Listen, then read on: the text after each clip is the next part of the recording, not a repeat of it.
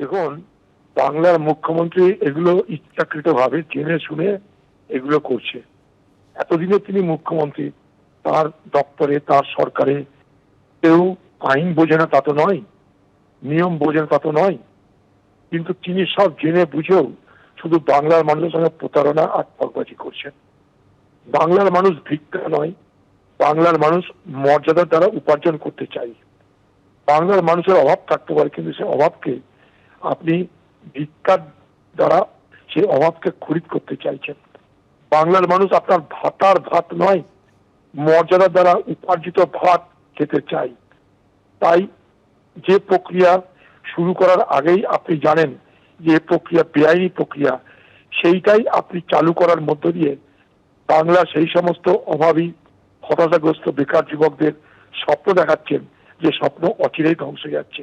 সব থেকে বড় অপরাধী এই মুহূর্তে বাংলায় যদি কেউ থাকে, তার নাম মুখ্যমন্ত্রী মমতা ব্যানার্জি। চাকরিহারা গ্রুপ সি গ্রুপ ডি কর্মীদের ভাতা দেওয়ার রাজ্য সরকারি নির্দেশিকায় অন্তর্বর্তী স্থগিতাদেশ দিল কলকাতা হাইকোর্ট। কথা বলবো, আইনজীবী বিকাশ রঞ্জন ভট্টাচার্য রয়েছেন আমাদের সঙ্গে টেলিফোন লাইনে। বিকাশ বাবু, কি বলবেন?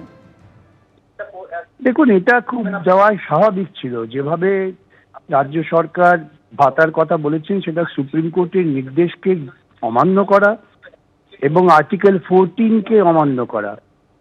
যাদের থেকে টাকা ফেরত নেওয়ার দাবি, সুপ্রিম কোর্ট বলেছেন টাকা ফেরত না নিয়ে তাদের সরকারি কোষাগার থেকে টাকা দিয়ে পোষা, এর থেকে বড় বেআইনি কাজ তো কিছু হতে পারে না।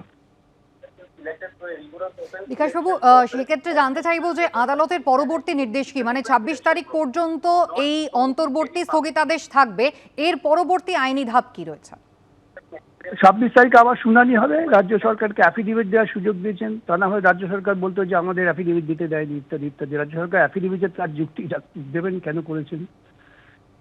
তাহলে আগের দিন 9 জুন যেখানে শুনানি শেষ হয়েছিল, অর্থাৎ কলকাতা হাইকোর্ট যেভাবে জানতে চেয়েছিল যে কি কারণে এদেরকে ঘরে বসে জনগণের টাকায় ভাতা দেওয়া হবে, আজকে সেটাকেই কলকাতা হাইকোর্টের বিচারপতি মান্যতা দিলেন। অর্থাৎ গ্রুপ সি গ্রুপ ডি চাকরিহারা কর্মচারীরা তারা কোনো ভাতা পাচ্ছেন না রাজ্য সরকারের থেকে।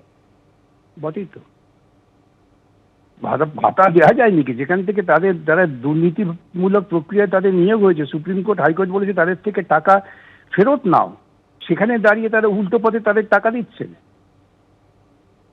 সেক্ষেত্রে বিকাশবাবু, আমি একটা জিনিস জানতে চাইবো, এই টাকা ফেরত, এই যে যারা চিহ্নিত অযোগ্য সুপ্রিম কোর্ট বলেছিল টাকা ফেরত নিতে হবে রাজ্য সরকারকে এদের কাছ থেকে, সেই সংক্রান্ত কোনো নির্দেশিকা কি আজকে কলকাতা হাইকোর্ট দিয়েছে? না, সেটা তো বিচার্য বিষয় ছিল না। হাইকোর্টকে তো বিচার্য বিষয়ের প্রেক্ষিতেই রায় দিতে হয়।